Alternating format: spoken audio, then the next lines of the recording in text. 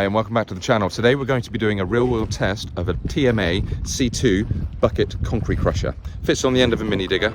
Let's see how she goes.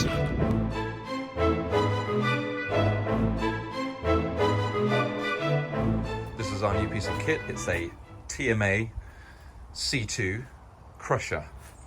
It's designed to fit on the end of the boom of our mini digger. This one here, as it happens. As you can see, there's a few chores to do. We've got to fit a hitch, probably weld it to the top here.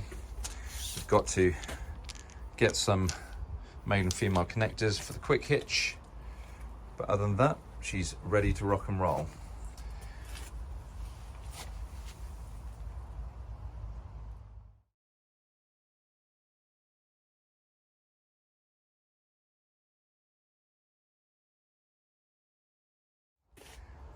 Okay, so we need to sort out the pipes. We've got a couple of hydraulic pipes here that have been provided with the bucket. We've obviously got to get some quick hitch adapters, the male and female, to go onto the end of the bucket. So we've got a thumb on the end here, obviously one in there, one in there. So we just need to go and get those from our local farm parts place, and then we'll be good to go to connect them up. They come down here onto the spool block here. They just need to be fitted up. The other end. Bang those on there. Let's go and find a hitch to see what we've got to go on the bucket. So I found myself a hitch. I've just tried it and it appears to be universally happy, forwards or backwards, whichever way around you want to put it, because I intend to actually run this bucket facing away from the cab, rather than having the bucket facing towards the cab like a normal digger bucket where you're pulling soil or something. I'm going to have the bucket, the open face, facing away from me. So when I park up next to a pile of rubble, I can just extend the bucket out and throw the rubble in without the dipper being in the way. It just makes more sense to me. If I want to change it around, I can, because this appears to be completely universal, equal spacing and so on here, so I can actually flip it around if I want to. Shouldn't be too much of a problem. But I'm going to put it on with that intention to start with. If we get it wrong, well, hey, we'll just start again and try something else.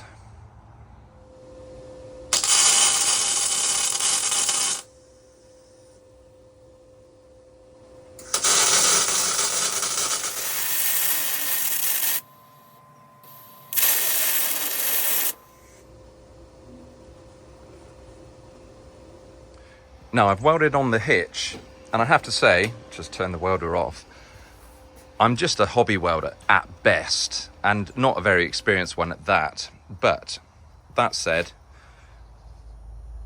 I'm fairly happy with the beads that I've run on there, just for now, just to make sure that it's not going to fall off while we try it.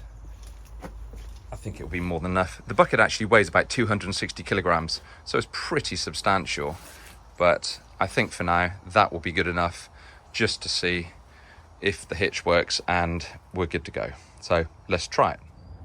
So obviously it's going to be more fun if you can watch me try and hitch it on to my new welds. If it fails, and hey, you can have a laugh about it, but let's see if it fits. Let's give it a go.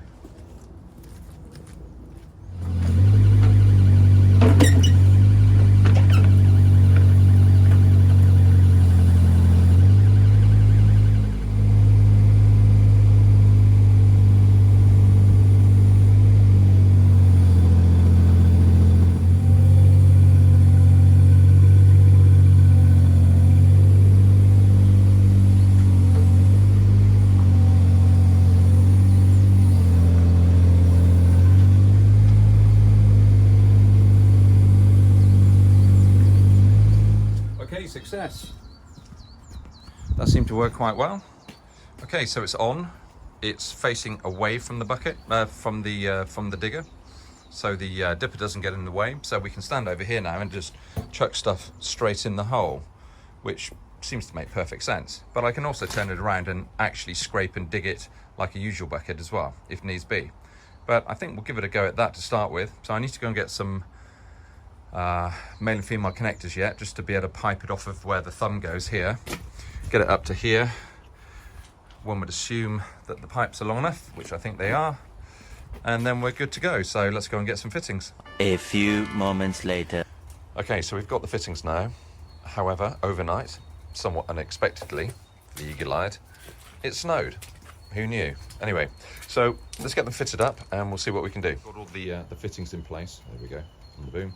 Right, so let's fire up the beast and see what she does. See if we've got it the right way around.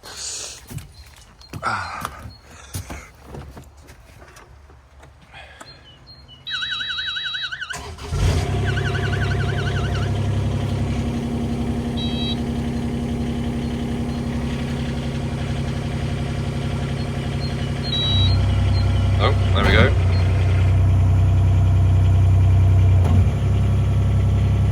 Moving.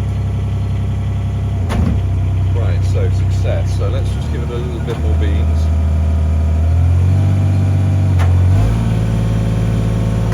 Right, just go and have a look, see what she's doing. Right, there we go. Oh.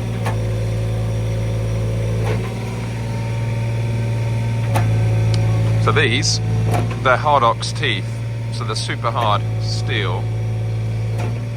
It looks quite robust, doesn't it? It's got a good speed on it as well. That's moving quite nicely. I guess what we need to do now is go and find something that we can chuck in there, see what it does. Right, let's see if I can find anything here a minute, and then we'll have to go over to the yard and see if we can get some proper concrete. Okay, I haven't really got anything here to try it first time out, but I've just got a brick. Let's see what happens. Just chuck it in and see the initial results.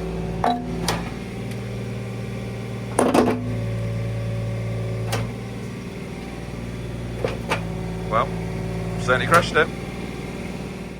Okay, so my initial thoughts are, yeah, great. Look at that. Just crushed that piece of cake, no problem. However, with my master plan of having the bucket facing towards me, which will make life a lot easier with regards to just throwing the stuff straight into the bucket from the pile, I've kind of realised that if I can't crowd the bucket back up to a more vertical position, I'm not going to be able to get the stuff to go down through the back here and drop out, and it's all just going to get majorly crushed in one spot and not fall through. So that could be a bit of a stumbling point in my idea of having it round the opposite way to the way you'd normally expect to see it. However, we'll go across the yard, we'll get some stuff, we'll chuck it in there and just see warts and all.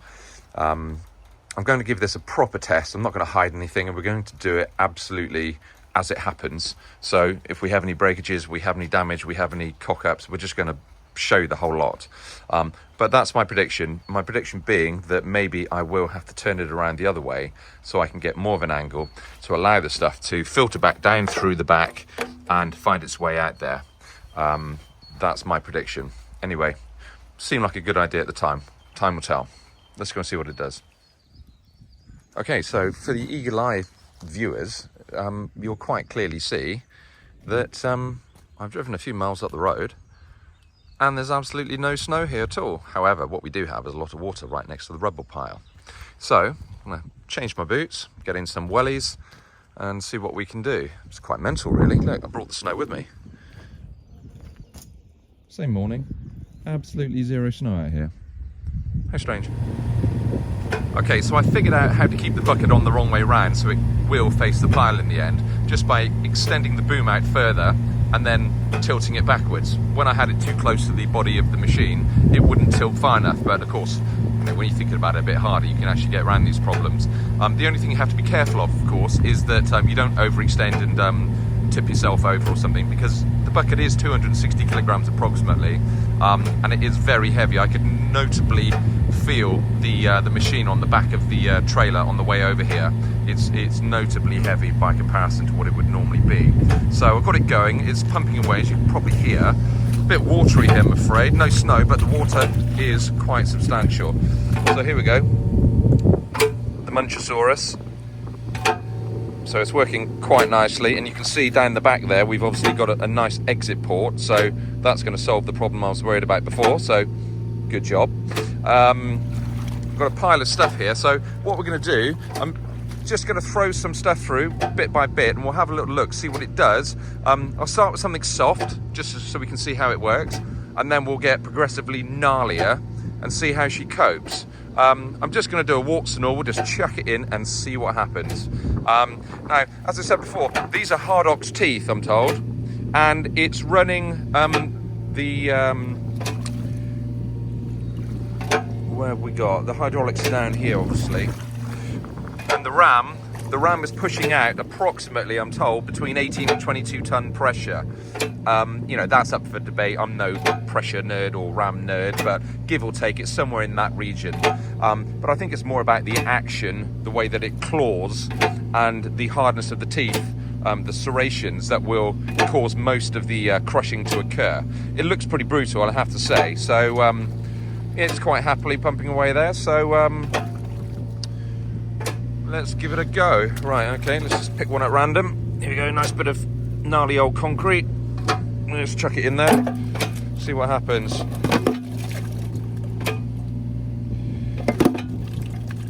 Yeah, probably needs to chuck a bit more in there to help it go down the hole. There we go.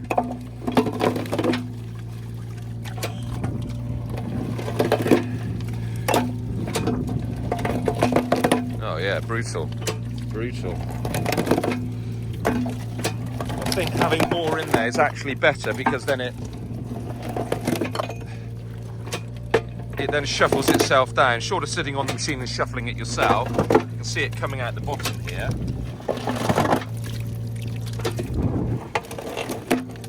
I think I was told it goes down something like 60 mil to dust for this. So I grabbed something else. It's a bit tricky with one hand, I have to say. Here's a nice ball of concrete here, look. Oh, blimey. Could do it with my gloves on, but tricky to film with the gloves on, I have to say.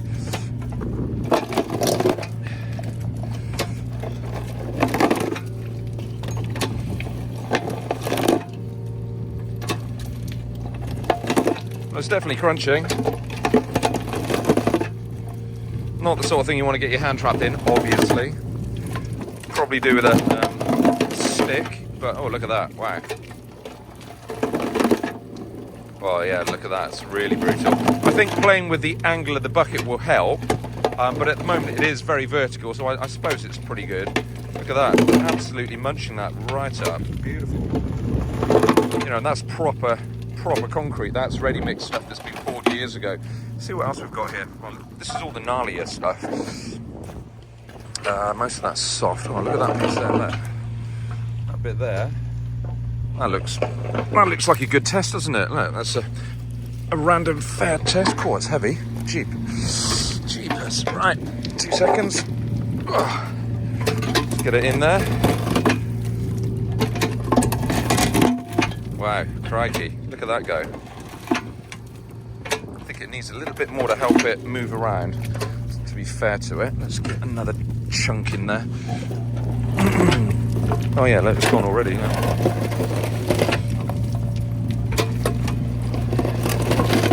Get some more. Of course, these are all knobbly, gnarly, horrible shapes, frankly, so it's really got to work for its results here.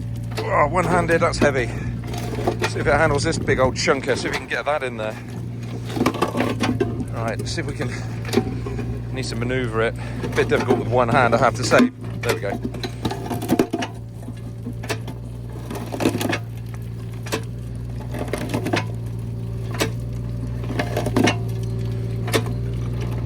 It just seems to be working its way around. I think what it needs is sometimes it just needs to be moved around. Look at that. So let's have a...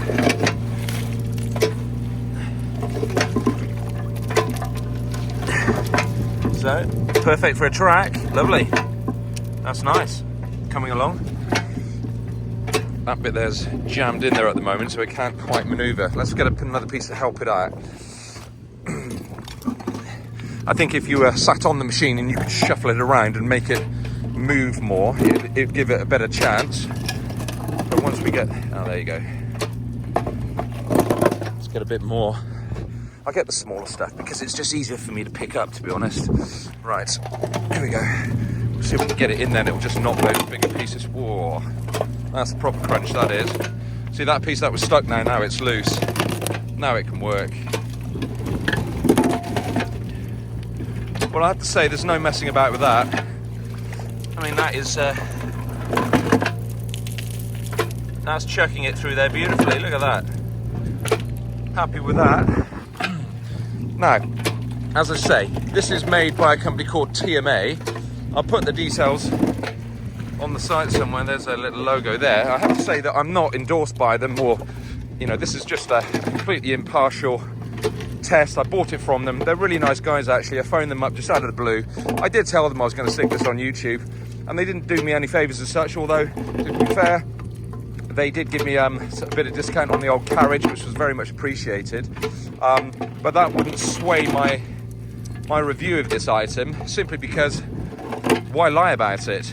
I've done this in one continual shot, so you can actually just see, warts and all, what's going on. You know, there's no smoke and mirrors here. This is just literally what has happened. So I put it on a log. I've tilted it up. I've mounted it back to front, so to speak, but I can mount it either way because the mount's universal. The digger hasn't coughed once. And I'm just chucking, let's try a concrete block, eh? Let's try, oh, it's actually a pretty good concrete block, but for the sake of science, let's give it a go. Right, let's catch the teeth in the right spot. There we go. Not quite, but... oh yeah, that's soft as anything, that is. Look at that. Wow. That makes very short work of that. Oh, proper crunch. Beautiful, beautiful. As you can see, I'm desperate for a bit more stone here for my track, because the water has been terrible. We've had some serious flooding here. Right, okay, let's pick another piece then. Something more awkward, maybe. I don't know. Oh look, there's another nasty piece of that stuff with granite. Wow, right. Okay. Navigate back over here. Chuck it in the old hole.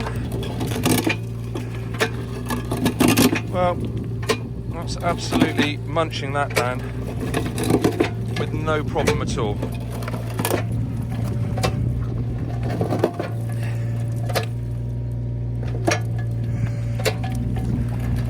But as I say, I think it does work much better when you have more stuff in there. When it's got more stuff to knock against and fight against, it certainly helps it more. Crikey, this stuff. It's difficult without gloves on. I have to say, it's very slippery and it's freezing cold. Well, it's not freezing, but it is pretty cold here. Right, a couple more pieces, and I think we've tested it to conclusion.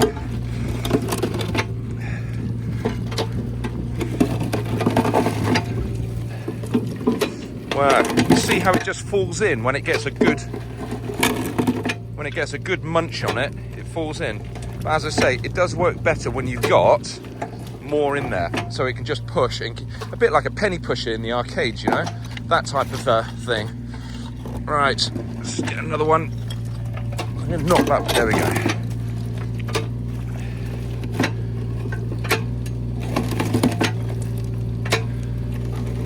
I've seen other videos on YouTube of these sort of style of crushers, but to be honest, what I found lacking was there wasn't enough footage of it doing it in real terms over an extended period, so you could really see what was going on with them.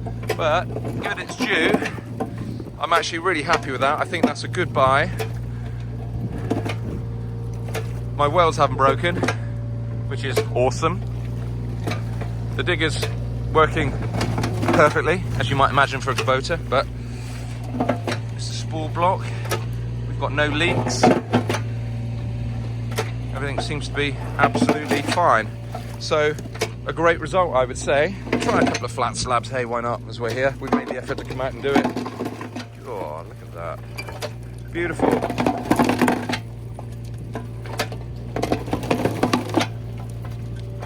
Time will tell how strong or how hard these Hardox teeth are. You know, how long it's going to take for them to wear down. I'm only going to be a light occasional user. I've only got a small amount of stuff that I just use. But now I've got the opportunity and I've got the equipment to do it, I think, based on this, I could quite easily do a lot more. Let's fill it right up, shall we, and see what it does. Sorry if I'm making you a bit seasick there. I'll try and film one-handed and throw it in So you can see the benefit now of me mounting this thing back to front. So if we fill this right up now, it's heavy. Crikey, that's heavy. Right. Oh, it's hard on the hands. Need those gloves on. There we go. Look, now we're filling it up. You can't get more of a fair test than this. This is absolutely as it happens. Now, one thing I was told, you had to be careful that nothing goes over the back and goes down in here where the ram is.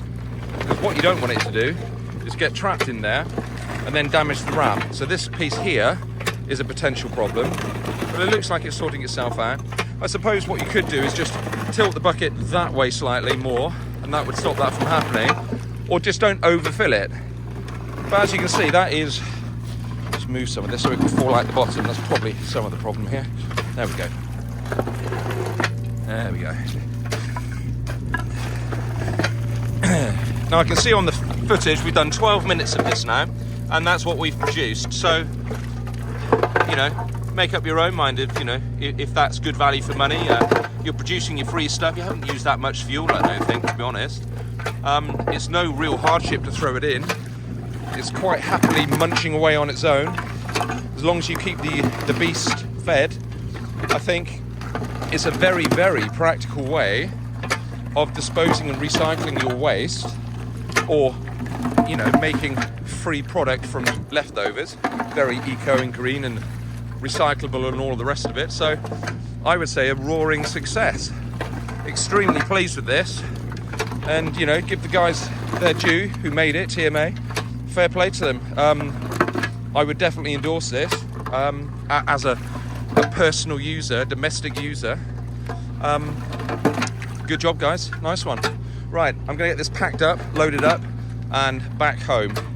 But very pleased with that result. Very pleased.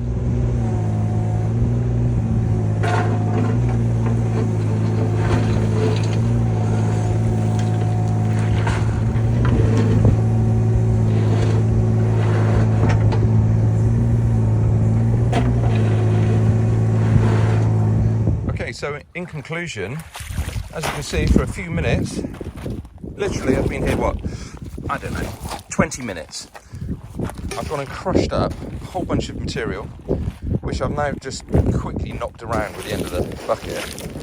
As you can see underfoot, it's a good pile, and it's beautifully crushed up, ideal for farm tracks and so on, as you might expect from recycled aggregate. It's got to be a win-win, surely. Machine didn't cough, welds didn't break, hydraulics held up beautifully, piles got marginally smaller, and I produced a whole bunch of free, technically recycled type 1 type of thing. So, fantastic. Right, better put the beast away, the Munchosaurus Rex. Okay, so the question everybody's wondering, I'm sure, is how much did the bucket cost? Considering it's really well made, British made, really nice construction, super solid. I don't think it's going to break or go anywhere or wear out anytime soon. £4,895 plus VAT here in the UK. So that's £979 on top of that, which brings you to a grand total of £5,874 for the bucket complete. Now, with that said, there is a delivery charge to obviously pallet ship it to you, and also you will need to buy yourself a hitch of some description to put to the top. Now, TMA will fit that for you. I just didn't need to do it because I thought I could do it myself, which I did, as you've seen. So that worked out really well for me because I had one spare, but a hitch is around £200, I believe, so it's not going to break the bank. So all in all, you know, you might be spending up to, say, £6,000 for a system like that. Obviously, you need the machine to run it on too. I'm running it on a Kubota KX019-4. It's a 1.9 mini, more than enough power. I believe that they set the spool on 180 psi, which can be adjusted, but that's within the parameters of my flow rate for this machine, so that works really well. So all in all, a successful test, I think. I've just popped it away now and it's all safe and sound. So let's get back and do some editing.